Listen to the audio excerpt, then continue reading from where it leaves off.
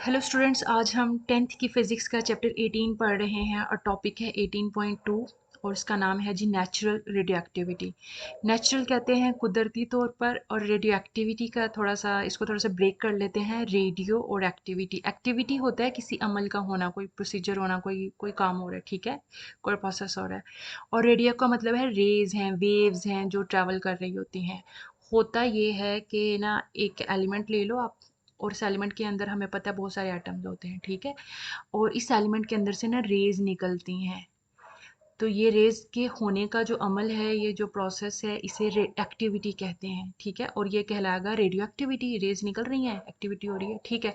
और अब ये काम ना खुद ब खुद हो रहा होता है नेचुरली, तो इसलिए इसको नेचुरल रेडियो एक्टिविटी कहेंगे। इसको कहा जाता है कि ये जो ऐसे एलिमेंट जिनका अटोमिक नंबर, जो कि हम जेड से रिप्रेजेंट करते हैं, वो ग्रेटर देन 82 है, वो एलिमेंट रेडियोएक्टिव होते हैं। नेचुरली वो लोग क्या करते होते हैं, वो लोग ना अनस्टेबल होते हैं। लाइक उसके अंदर ये जो एटम्स है ना, वो थोड़े से टेढ़े मेढ़े बैठे हैं, वो अनस्टेबल हैं, उनको चैन नहीं है, ठीक।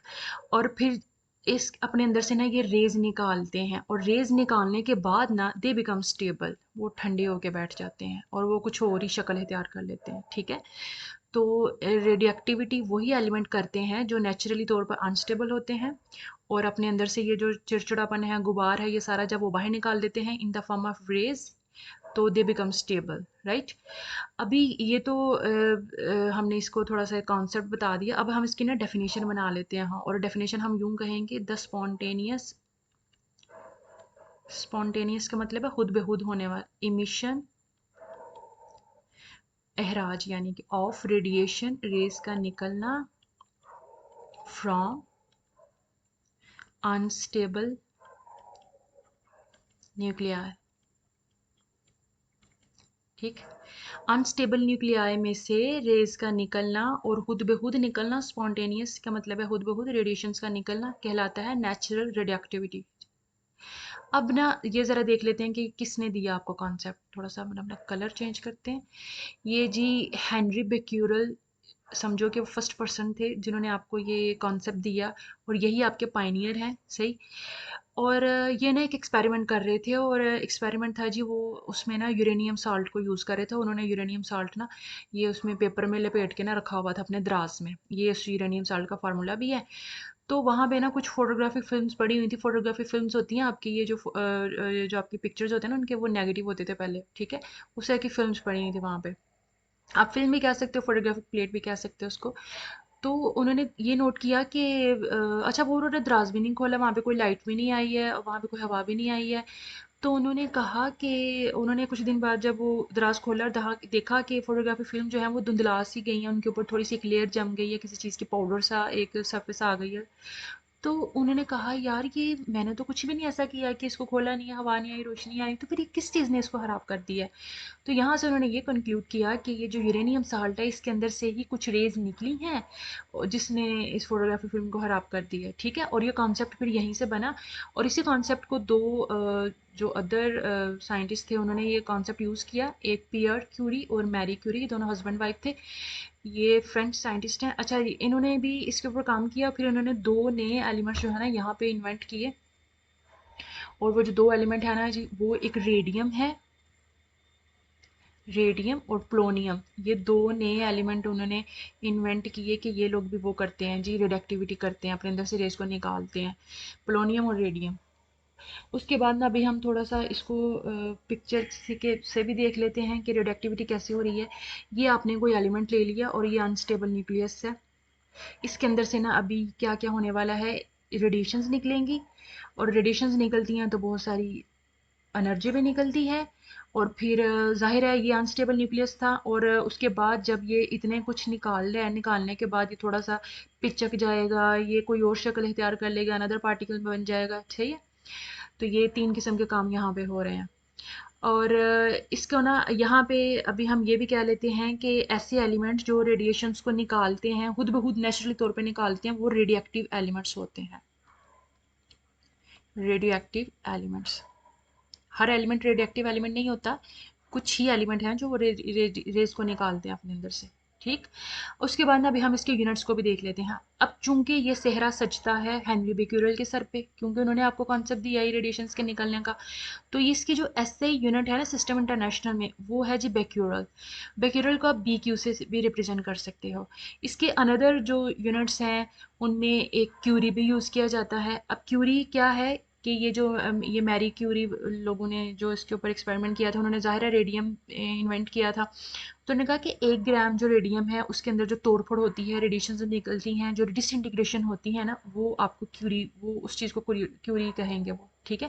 और 1 क्यूरी जो है वो इक्विवेलेंट होता है 3.7 इंटू 10⁻10 डिसइंटीग्रेशन पर सेकंड, यानी कि रेडियोएक्टिव डिके पर सेकंड। रेडियोएक्टिव डिके का मतलब है रेज निकल रही हैं, रेज का हराज हो रहा है, उसकी मदद से छांटियाँ हो रही है, ठीक है, निकल रही हैं। और डिसइंटीग्रेशन का भी यही मतलब है, तोड़फोड़ हो रही है, निकल रहा है, हराज हो रहा है, ठीक है। तो ये इसके यूनिट्स भी हो गए हैं। अब हम नेक्स्ट देखते हैं कि ये जो रेडिएशंस यहाँ से निकली हैं रेडिएक्टिव एलिमेंट्स में से, वो कितनी किस्म की होती हैं, उनकी ज़रा अब हम टाइप्स देख लेते हैं।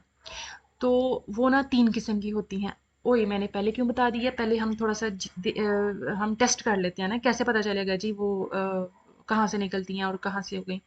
हमने ये ले लिया रेडियोएक्टिव एलिमेंट, हमें पता है रेडियोएक्टिव एलिमेंट वो है जी अनस्टेबल है, इसमें से रेज निकलनी है। इसको ना आपने थोड़ा सा लेड कंटेनर में बंद करके रखना है।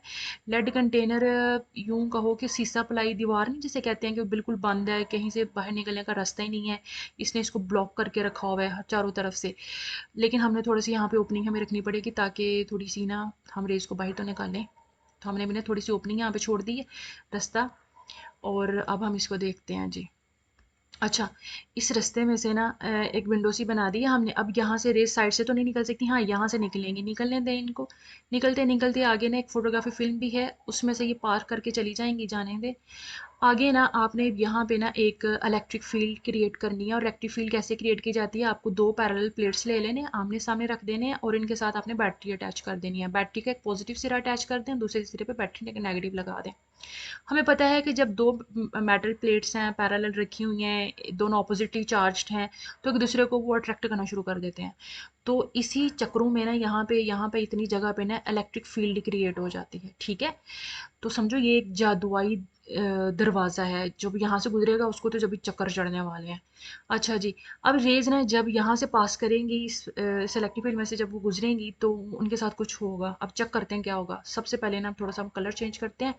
अब ना रेज जो आ रही हैं रिएक्टिव एलिमेंट्स में से, जब वो इस फील्ड में से गुजरती हैं, गुजरते गुजरते कुछ ना पॉजिटिव प्लेट की तरफ बेंड हो गई हैं, ठीक। अब हम थोड़ा सा और कलर चेंज करते हैं। अब कुछ आई हैं वो गुजरते गुजरते गुजरते नेगेटिव प्लेट की तरफ बेंड हो गई हैं। अब थोड़ा सा कौन सा कलर रखें, अब येलो रख लेते हैं। अब कुछ रेज आई हैं और वो बिल्कुल सीधी नाक की लकीर पर चली गई हैं, उन्होंने नहीं देखा कि हमने कौन सी प्लेट की तरफ बेंड होना है। अब यहाँ से क्या कंक्लूजन निकलती है जी, 3 किस्म की रेज आपके पास आई हैं, ये रही 1, ये रही 2 और ये रही 3 किस्म की। अब जो 1 वाली रेज हैं उनका पहले कुछ करते हैं। ये जो पॉजिटिव प्लेट की तरफ बेंड हुई हैं, ये असल में नेगेटिव होंगी, तभी तो पॉजिटिव की तरफ बेंड हुई है, अट्रैक्ट हुई है उसकी तरफ, ठीक है। तो यहाँ पे ना हम इसको कह देते हैं कि ये ना नेगेटिव है, ये नेगेटिव रेज है। अच्छा, ये जो सेकंड वाली हैं इनको भी बाद में देखते हैं, पहले ये थर्ड वाली देख लो आप। थर्ड वाली वो हैं जो आपकी नेगेटिव प्लेट की तरफ बेंड हुई है, इसका मतलब है ये यकीनन पॉजिटिव होंगी, तभी तो नेगेटिव की तरफ अट्रैक्ट हुई हैं। तो यहाँ पे ये पॉजिटिव रेज आ गई। अब ये हम ये वाली देखते हैं जो बिल्कुल सीधे चली गई, जिनको फ़र्क ही नहीं पड़ा कि हमने किसकी तरफ जाना है, वो बिल्कुल ही न्यूट्रल है, उनके ऊपर तो कोई चार्ज ही नहीं है, ठीक है। 2 3 किस्म के तो हमारे पास वो ऑप्शंस हैं, या आप पॉजिटिव हो जाए, नेगेटिव हो जाए, या तीसरा काम न्यूट्रल बचता है। अच्छा जी। अब इनके थोड़ा सा नाम रख लेते हैं, कलर चेंज कर लेते हैं हम अपना। ये जो नेगेटिवली चार्ज्ड हैं, जो रेज जो बाद में हमें नेगेटिव मिली हैं, किधर गई हैं, ये जो पहली वाली नंबर वाली हैं, ठीक है, जो पॉजिटिवली की तरफ बेंड हुई थी, इनका नाम है जी बीटा रेज। बीटा रेज, और बीटा को बी, इस तरह के बी के साथ ज़ाहिर किया जाता है। और ये वाली जो अभी बाद में हमें पॉजिटिव होके मिली हैं, कौन सी वाली थी, हाँ ये वाली थर्ड वाली, जो नेगेटिव प्लेट की तरफ बेंड हुई थी, इनको ना अल्फा रेज कहा जाता है, ये पॉजिटिव है अल्फा। और ये वाली इसके लिए ये इस तरह का सिंबल यूज़ किया जाता है, ठीक है। और जो लास्ट वाली हैं किधर गई, ये जो 2 वाली नंबर वाली थी, जो बिल्कुल सीधी चली गई थी, जिनके ऊपर कोई चार्ज नहीं था, जो न्यूट्रल थी, उनको गामा या गैमा, दोनों नाम आप इस्तेमाल कर सकते हो। इनकी सिंबल ये वाली है, ठीक है। ये 3 किस्म की रेज हैं, अल्फ़ा, बीटा, गामा। ये हमें यहाँ से मिली हैं और ये रेडिएक्टिव एलिमेंट से निकलती हैं। तो ये इसे हम क्या क्या नाम देंगे फिर हम लोग, मतलब ये रेडिएशंस जो हैं वो रेडिएक्टिव मटेरियल से ही निकलती हैं, ठीक। अब यहाँ पे आप देखो कि इसकी थोड़ी सी हिस्ट्री है जी। ये ब्रिटिश साइंटिस्ट हैं, ये जो रदरफोर्ड हैं, जिन्होंने आपको ये कॉन्सेप्ट दिया था कि ये जो एटम के सेंट्रल पार्ट को न्यूक्लियस कहते हैं ना, ये वही बंदा है। और इसी ने आपको ये जो अल्फा बीटा गेमा है ना, इनके नाम भी इसी ने रखवाए हैं। तो ये नीचे देखो सारा एक्सपेरिमेंटल प्रोसीजर भी आपको शो किया गया कि ये लेड बॉक्स है, लेड कंटेनर है, जिसके अंदर हमने अपनी सोर्स को प्लेस किया हुआ है। That is the reductive element actually.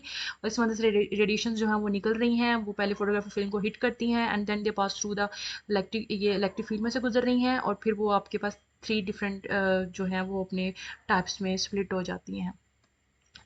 Next आपका टॉपिक है जी बैकग्राउंड रेडिएशंस। अब रेडिएशन सिर्फ रेडिएक्टिव एलिमेंट से ही नहीं निकलती, बल्कि बहुत सारी और चीज़ों में से भी निकलती हैं। और हम अपने एटमॉस्फेयर को अगर देखें, अपने इर्द गिर्द को देखें, तो यहाँ पे बहुत सारी चीज़ें हैं जो रेज को निकालते हैं। सबसे पहले तो आप अपने आप को ही देख लें। जब आपको बहुत गर्मी लगी है तो अपने अंदर से सेक निकल रहा होता है, अपने कपड़ों में से सेक निकल रहा होता है, आप जिस जगह पे बैठते हैं वहाँ से भी सेक निकल रहा होता है। और जब बहुत गर्मी या धूप होती है ना, तो आपकी दीवारें जो हैं सीमेंट से बनी हुई हैं, वो भी अंदर से सेक निकाल रही होती हैं। और वो अजीब सा वो एक उनकी खुशबू भी एक वखरी सी होती है, ठीक है।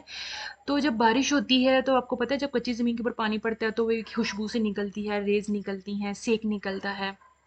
ये वो सारा इर्द गिर्द का जो सेक है ना, ये सब आपका बैकग्राउंड रेडिएशंस कहलाती हैं। और पहले से थोड़ी सी डेफिनेशन बना लेते हैं, और वो ये है कि जी radiations present in atmosphere due to the different radioactive substances. मुख्तलिफ जो चीज़ें हैं जहाँ से आपको ये रेडिएशंस मिल रही हैं, ये सब कहलाती हैं बैकग्राउंड रेडिएशन।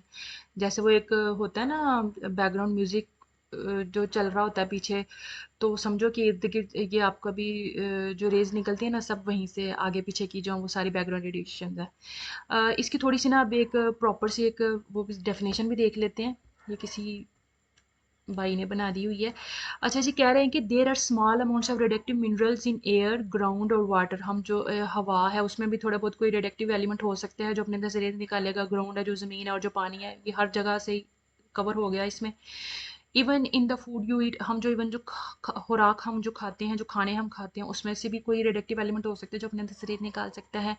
और फिर मिल मिला के सारी चीज़ों को ना हम कह देंगे कि ये सारी बैकग्राउंड रेडिएशन है। हम इसको कहेंगे the radiations you are expose to from natural sources. ये जो कुदरती चीज़ों में से आपको मिल रहा है, ये सारा बैकग्राउंड रेडिएशंस है। अब यहाँ पे ना आप इसकी सोर्सेज देख लें।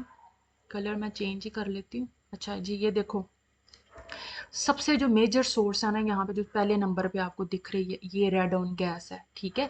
ये रिडक्टिव एलिमेंट्स में से निकलती है। और यहाँ पे एक सिंबल बनी हुई है, ये जो पंखा चल रहा है आपको, ये पंखा नहीं है, ये रिडक्टिव जो उसका समझो कि खतरे का सिंबल है। रिडक्टिव मटेरियल कोई होगा ना तो उसके ऊपर ये स्टिकर लगा होता है कि इसको मत छेड़ो, ये रिडक्टिव है, ठीक। उसके बाद ना ये फूड जो हम खाते हैं उसमें भी कोई एलिमेंट हो सकते हैं जो रिडक्टिव हों। उसके बाद ये जो मेडिकल टेस्ट हम करवाते हैं, एक्सरेज करवा रहे हैं, एमआरआई करवा रहे हैं, सीटी स्कैन करवा रहे हैं, वो सारी इमेजिंग वगैरह जितने भी हैं उसमें से रेडिएशंस निकलती हैं। कॉस्मिक रेज हैं, अभी हम ज़रा इसको बाद में देखते हैं। उसके बाद ये जो न्यूक्लियर टेस्ट हैं, ये जो बम धमाके करते हैं, ये जो हमारे टेस्ट वगैरह करते हैं ये जो लेबॉर्ट्रीज़ में जो साइंटिस्ट हैं बॉम्ब बनाते वक्त जो टेस्ट करते हैं, वो सारा वहाँ से भी रेज निकलती हैं, ठीक। वो सारी मिल मिला के आपके माहौल को वो गर्म भी कर रही हैं, और वो सारी चीज़ें हो रही हैं। यहाँ पे ना ये एक पाई चार्ट बना हुआ है जिसमें इनकी सारी परसेंटेज बताई हुई है कि किसकी ज़्यादा कंट्रीब्यूशन है। तो उसमें रेड ऑन गैस की है बहुत ज़्यादा। उसके बाद गामा रेज हैं, जो बिल्डिंग मटेरियल्स में से जो सेक निकलता है। उसके बाद ये जी ये जो खाने हम खाते हैं। उसके बाद ये कॉस्मिक रेज हैं, और ये फिर मेडिकल इमेजिंग वगैरह एक्सरेज वगैरह से निकल रहा है। ये 13% इसकी इसमें कंट्रीब्यूशन है। तो ये मिला के आपकी पूरा 100% इसमें बनेगा, ठीक। अब यहाँ पे ना 2 मेजर डेफिनेशन हैं जो आपको भी करनी है, याद भी करनी है।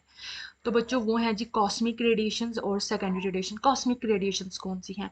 आउटर स्पेस से जो आपको मिलेंगी जो रेडिएशंस आएंगी, ये जो सन है और हमारी ये जो नीचे अर्थ है, तो उसके बीच वाली जो जगह है ना, ये सारी आपके आउटर स्पेस कहलाती है। तो यहाँ से जो रेडिएशंस एंटर होंगी हमारे माहौल में, वो सारी जी कॉस्मिक रेज हैं। तो ये प्राइमरली होती क्या है, इनमें कोई अल्फा पार्टिकल्स हो सकते हैं, कोई इलेक्ट्रॉन्स हो सकते हैं, कोई प्रोटॉन हो सकते हैं। ये सिंपल से होते हैं, ये इतने खतरनाक नहीं होते हैं।